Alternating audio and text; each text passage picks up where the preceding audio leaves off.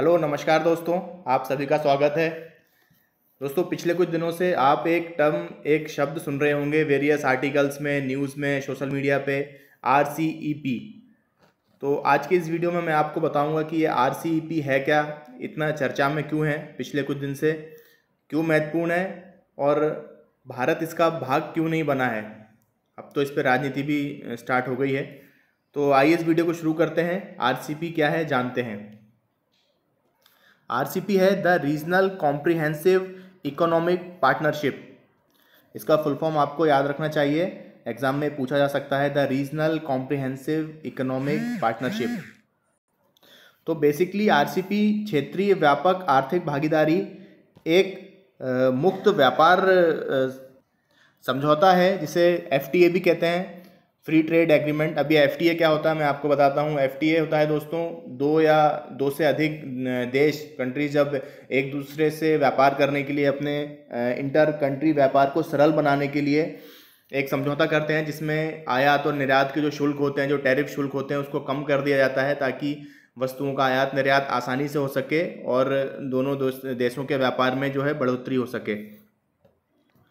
तो RCEP भी एक प्रकार का FTA ही है, फ्री ट्रेड एग्रीमेंट ही है, जिसका उद्देश्य व्यापार और निवेश को बढ़ावा देने के लिए इसके सदस्य देशों के बीच व्यापार नियमों को उदार बनाना है।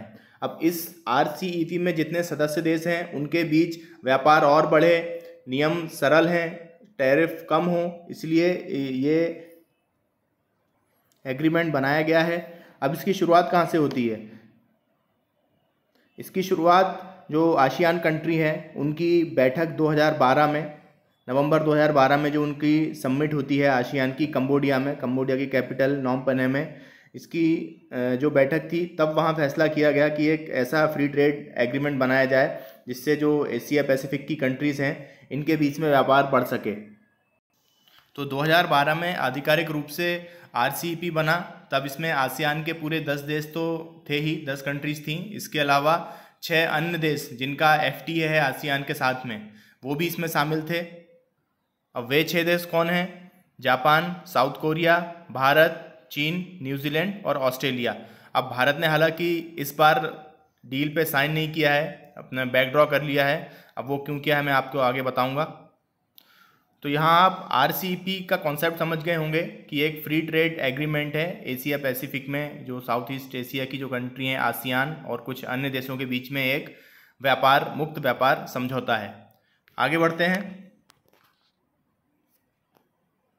अब इसमें कौन कौन से देश हैं? कौन कौन से 15 देश हैं। देखिए, भारत यहाँ ब्लू कलर में दिख रहा है, भारत अब इसमें नहीं है, इसलिए भारत को यहाँ गिनना नहीं है।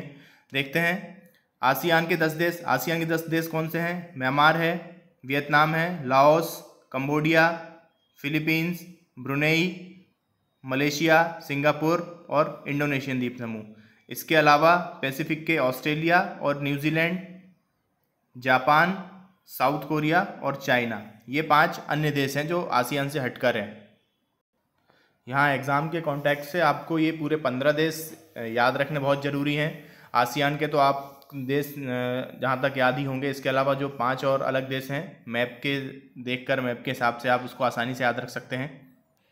दोस्तों, 15 नवंबर को ये डील साइन की गई है और बहुत ही मैसिव, बहुत ही बड़ी डील है। दुनिया की सबसे बड़ी ट्रेड डील इसको कहा जा रहा है, क्योंकि वैसे भी हम देख सकते हैं यहाँ पर कि दुनिया का 30% जो पॉपुलेशन है, जो आबादी है, दुनिया की 30% आबादी वो इन्हीं 15 देशों में बसती है। इसके अलावा 30% जो GDP है विश्व की, वो भी इन्हीं देशों की है। और जो ग्लोबल ट्रेड होता है, जो वैश्विक स्तर पर व्यापार होता है, वो भी लगभग 27 से 28% का इन्हीं देशों के बीच में है।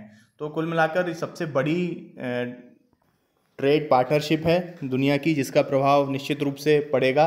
और ख़ासकर जब से कोविड-19 से उबरना शुरू हुए हैं देश, जो कि कोविड-19 में काफ़ी आर्थिक कमजोरी आई थी, खासकर एशिया पैसिफिक देशों में, उसके बाद से इस डील को काफ़ी महत्वपूर्ण माना जा रहा है।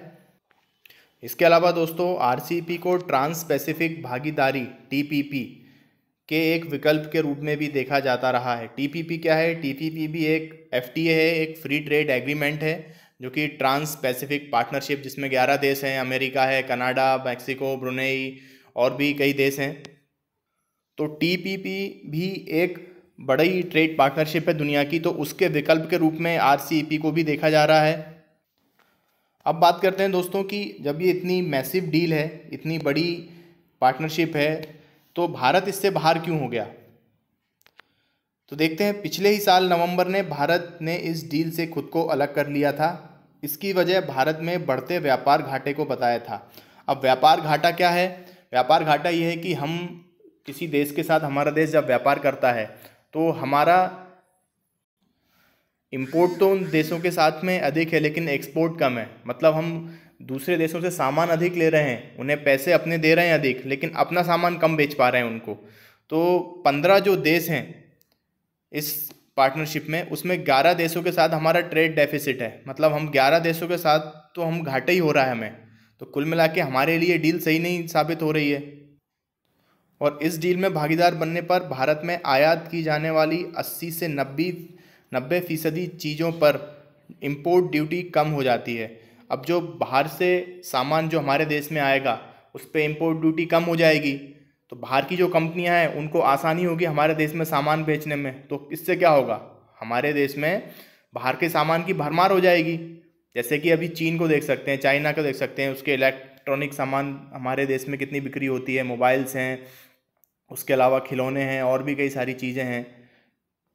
तो इससे क्या होगा कि वैसे ही हम व्यापार घाटे से जूझ रहे हैं, और इस संधि में अगर हम हस्ताक्षर कर देते हैं, जुड़ जाते हैं, तो फिर तो हमारा व्यापार घाटा और ही बढ़ने की संभावना है। इसके चलते भारत ने अपने मुद्दे वहाँ पर उठाए थे जब इसकी समिट हुई थी पिछले साल। तो भारत ने भी अपनी समस्याएं, अपनी चिंताएं व्यक्त की थी, लेकिन उनका सही समाधान ना मिलने के कारण भारत ने फिर इससे अपने कदम पीछे खींच लिए थे। तो भारत का RCEP से खुद को बाहर रखने का मुख्य कारण व्यापार घाटा ही है। उदाहरण के तौर पे देखते हैं, जैसे अगर भारत इसमें जुड़ जाता है, इसमें हस्ताक्षर कर देता है, तो बाहर के देशों के लिए ओपन मार्केट हो जाएगा इंडिया का। अब जैसे डेयरी उद्योग है, अब ऑस्ट्रेलिया है जहाँ पे डेयरी उद्योग काफ़ी प्रचलित है और विश्व के सबसे बड़े डेयरी उद्योगों में से एक है वह देश। तो वहाँ से जब हमारे यहाँ दूध, पनीर और इससे जुड़ी कई सारी जब चीज़ें आने लगेंगी, तो हमारे इंडिया की जो कंपनी है, अमूल है और मदर डेयरी, उसके अलावा भी और कई छोटे लेवल की कंपनियां हैं, इनका उत्पादन बहुत प्रभावित होगा। वैसे भी हमारे यहाँ इंडिया में लोगों की मानसिकता ऐसी है कि जो चीज़ बाहर की है वो अच्छी है। तो इससे जो हमारा आत्मनिर्भर भारत और मेक इन इंडिया जो प्रोग्राम चल रहा है काफ़ी प्रभावित होगा, हो सकता है धीमा हो जाए। तो इस घाटे को, इन सब चीज़ों को देखते हुए भारत ने यहाँ कदम उठाया है, जो कि काफ़ी हद तक ठीक भी है और काफ़ी हद तक नुकसानदेह भी है। यह तो आने वाला समय ही बताएगा। तो यहाँ आप समझ गए होंगे कि RCEP है क्या और भारत ने खुद को इससे बाहर क्यों रखा है। अब इसी में कल दोस्तों एक नई डेवलपमेंट हुई है। खबर आ रही है कि RCEP के जो सदस्य देश हैं उन्होंने एग्रीमेंट में क्लॉज ऐड किया है जिसमें भारत को ऑब्जर्वर मेंबर के रूप में आमंत्रित किया गया है। अब ये ऑब्जर्वर मेंबर क्या होता है? ऑब्जर्वर है जो उस मीटिंग में हिस्सा लेगा, उनकी जो सबमिट्स होगी उसमें हिस्सा लेगा और ऑब्जर्व करेगा। हालांकि यहाँ पर ना वो कोई अपना प्रपोजल कर सकता है ऑब्जर्वर देश, ना कोई राय दे सकता है, ना ही वोट कर सकता है।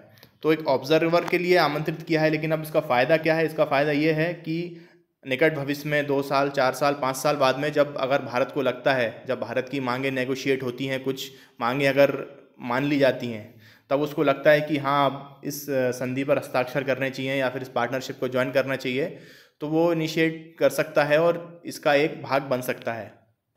अब यहाँ प्रश्न ये उठता है कि भारत को आमंत्रित क्यों किया गया ऑब्जर्वर के रूप पे? देखिए, ऑब्वियस सी बात है कि भारत अपने आप में विश्व में एक बहुत बड़ा मार्केट है, 130 करोड़ की आबादी है। तो निश्चित है कि सभी देश चाहेंगे कि ज़्यादा से ज़्यादा मार्केट अपना वहाँ फैलाया जा सके, इन्वेस्ट किया जा सके। इसलिए भारत को एक अच्छे बिजनेस पार्टनर के रूप में देखते हैं। इसी कारण से भारत को ऑब्जर्वर मेंबर के लिए आमंत्रित किया गया है, जो कि एक पॉजिटिव पॉइंट है। तो आशा करता हूँ आज का ये वीडियो आपको पसंद आया होगा और RCEP क्या है, क्यों महत्वपूर्ण है, इसके बारे में सारी जानकारी आपको मिली होगी। तो ये है एंड इस वीडियो का। जल्दी मिलेंगे अगले वीडियो में। धन्यवाद। जय हिंद।